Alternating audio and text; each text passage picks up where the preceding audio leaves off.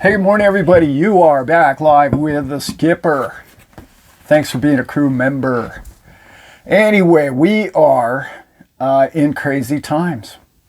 I got a text from somebody who never texts about money or financial things at all this morning. Just a friend of mine. Actually, we're kind of related. But yeah, very related, I should say. But they don't talk about money, and then, hey, did you see Jay Powell's speech today? And I was like, no, I didn't. I heard he was going to do one. Oh, you might want to look at it. Clear as day, guys. It was so obvious. Anybody that watched that video and who has an IQ larger, higher number digit than their own shoe size must have been blown away, because in my lifetime, I have never heard a Fed chair say what Jay Powell said today. It's mind-blowing. He basically said the US dollar is a Ponzi scheme. Translated roughly, which is what I've been saying for 20 years. I've been saying that at least 20 years. Probably longer than that, but you know. Anyway, nobody ever listens. Few people listen, but not too many people listen to that kind of stuff from an old guy. Oh my God. He basically said our payment of our debt is surpassing our income of our revenue. Okay, so in a nutshell, what does that mean to you and I? You are in a declining spiral that you can never come out of. You can't come out of that. Mathematically, that's impossible to achieve payment of said debt or financial obligation. Well, who do we owe that money to? This is where this channel gets banned, by the way. Who do we owe that money to? The 13 families and banks that created the Federal Reserve, right? Essentially. Those are private banks. Those people created money. They created money because what? They're genies? Because they're magicians? Because they're good for it? No, they don't have any reserves, and they are not federal. I will go over that one more time before this video is over, I'm sure. These people have manipulated the world for long enough. And those days, I don't know when, are coming to an end. It's odd to me that the Fed chair, because I've been speculating on this for at least a year, maybe two, that the Fed's been going after the Treasury. I don't think they're on the same team. I think the U.S. banking system and the big Western bank conglomerates are saying, we better save ourselves because we are in a lot of trouble here and this could get really rough and we better save ourselves. That's been going on in the corporate world. It's going on all over the place. I don't know if you guys saw this, but there was 51 what do they call them? Tier 3 businesses that went bankrupt so far already this year. Chapter 11. Okay? We've just got into March. This is the system not being able to distribute money while money's interest rates climb. Okay? It's not just liquidity, because there's liquidity out there. It's the value of the money is declining at such a rate. The loans can't keep, a loan amount can't keep up with the value that's the necessity of the business to sustain itself. Okay? This is a bigger problem than I even saw coming, to be totally honest with you. This is a fundamental what's real value issue. Okay. This is not good, guys. It's really good, in my opinion, it's really good if you have precious metals, you're not too far in debt, you have some really solid cryptos under your belt, you know, the ones that I like. I think if you have, I believe in Bitcoin, in particular in a situation like this, I really believe in Bitcoin, probably Ethereum. I don't care what your opinions of those two coins are. I know everybody's got one.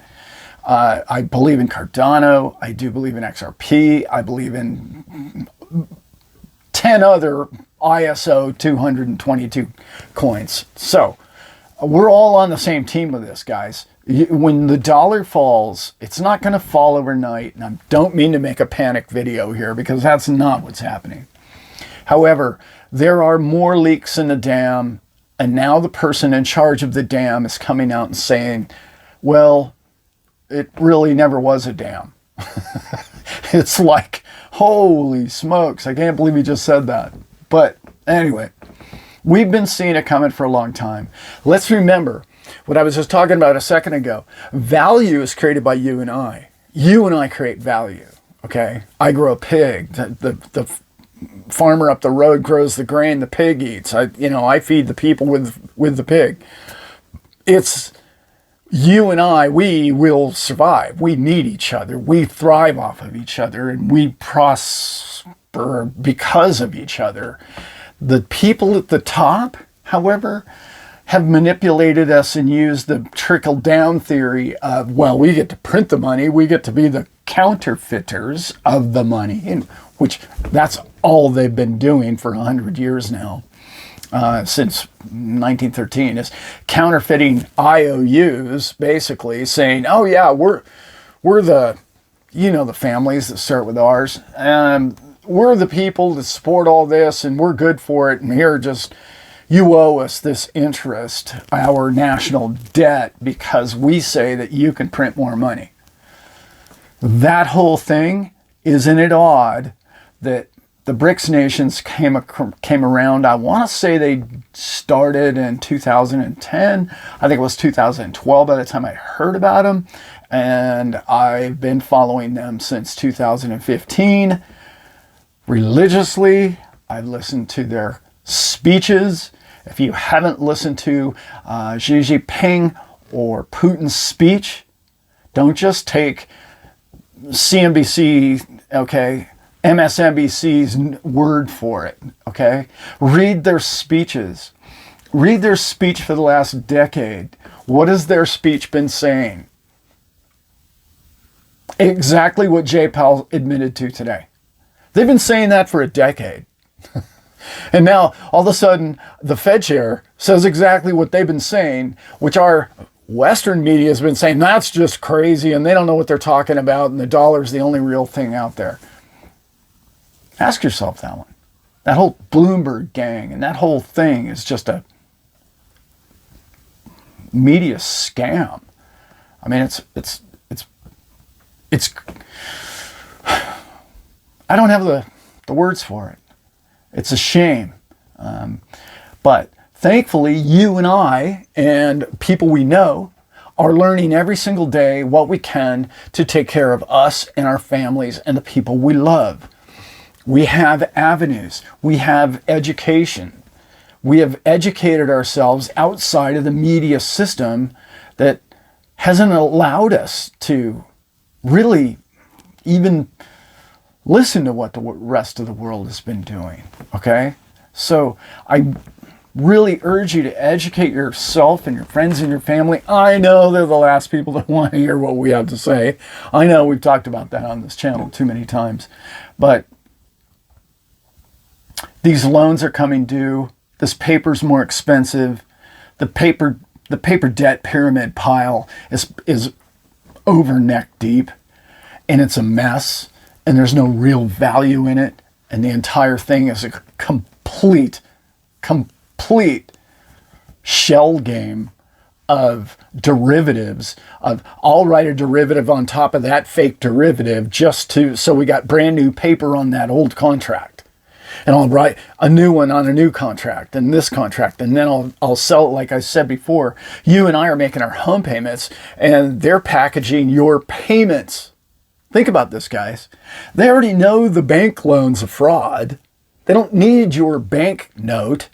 Okay, well, they do need your bank note to write the paper on. But they're writing I'm just going to call it what it is.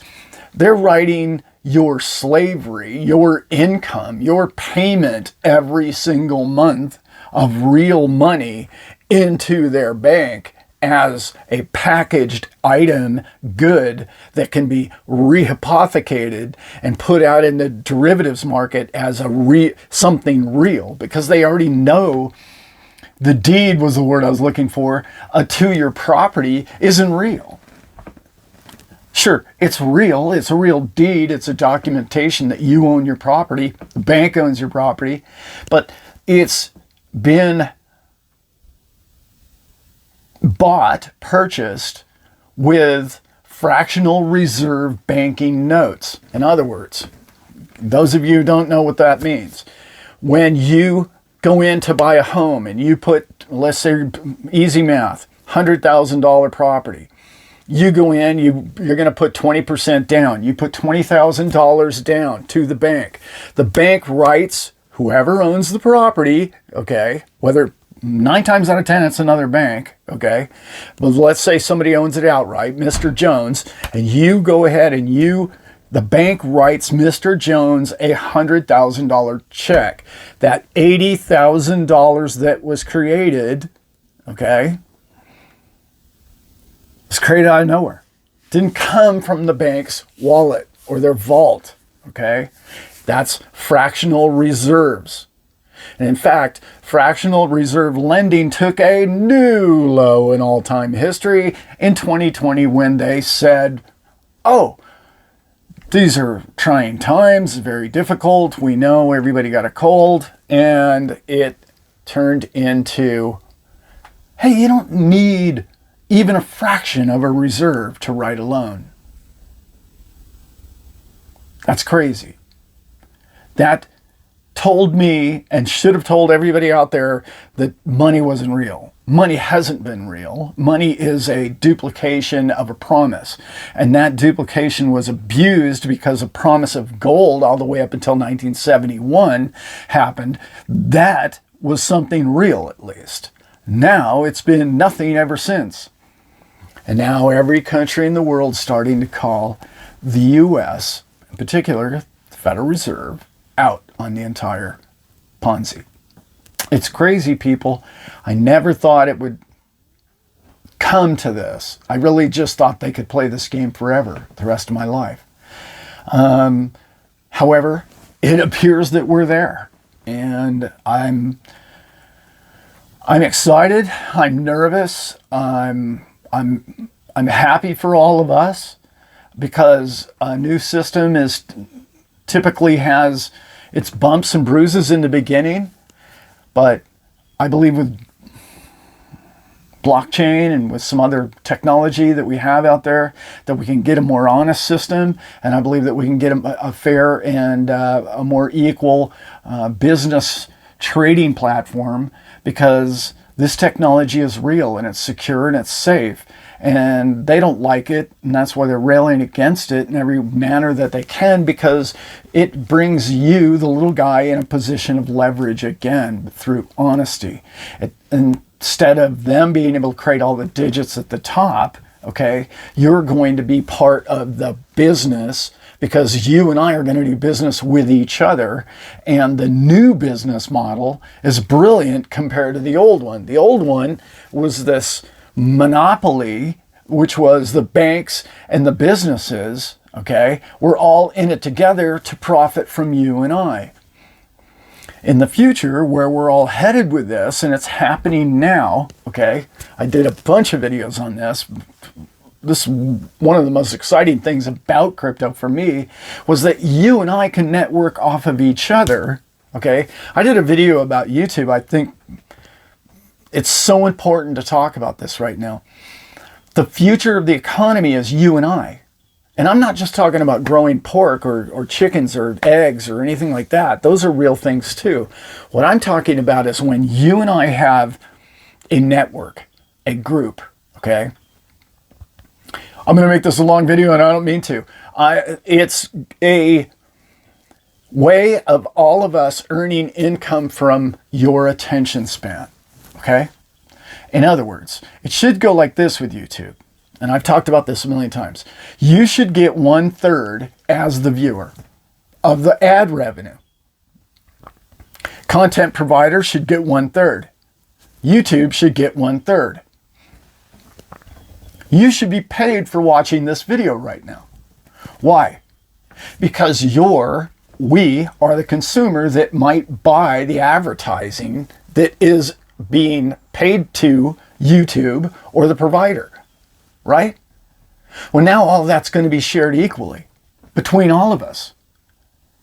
And who wouldn't want to advertise in a platform that pays all, you know, that your advertising dollars or digits or tokens in this case could go to the people that use your product? Of course you would want that, right? It's brilliant. It's coming. It's here now. It's already happening. And the FANG stocks, these, Microsoft and all these guys who basically captured us all, and Facebook, and took the profits at the top at a corporate level, that's going to be flipped on its head. And you're going to take all the profits. The masses is where the profits will go, not the banking business conglomerate, okay? All that fascism in business and the marriage of both business, banking, and politics is the definition of fascism. And that's not our future. It's being exposed daily. Who knew that crazy leaders like, Xi Jinping and Putin would be the people that would bring it forward to destroy a lot of it? I mean, it's a crazy world we live in. No, I'm not a huge fan of either one of those people. I don't really believe in anybody that's in a place of politics. I don't think that you and I need it. I think we could survive just fine on our own on a blockchain basic system to where we get represented by our vote, by our actual need. What do the people want? Why isn't the number one thing in the government's concern your food, your electric, and your water? Why is that not their number one concern? That's all you have to ask any politician, and they will double talk and talk around the subject till they're blue in the face, and they never get to the point. It's like, how do we spend $31 trillion and there's people hungry in the streets? That's just, I'm sorry, you failed. You people failed us. Now I'm going down that angle. I don't mean to, but that system has not worked for the people. And that's changing, people. That is changing, and I'm excited about it.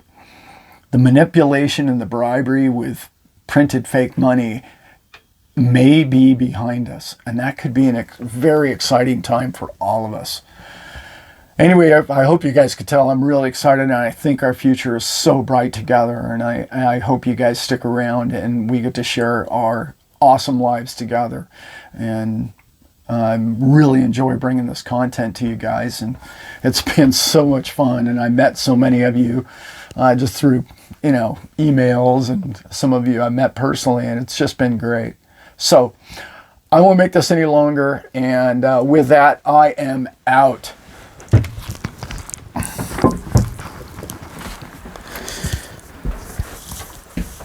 So I have a poker game at my house, right? Yeah, it's a bunch of old guys. My wife and I, great bunch of guys. Best people on the planet. One of them just walks up. He hadn't even said hello. Looks right at me and he says, "Ginger or Marianne?"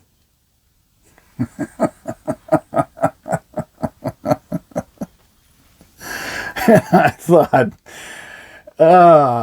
if I tell that joke, half the people won't even know what I'm talking about. It's beautiful, though. Marianne.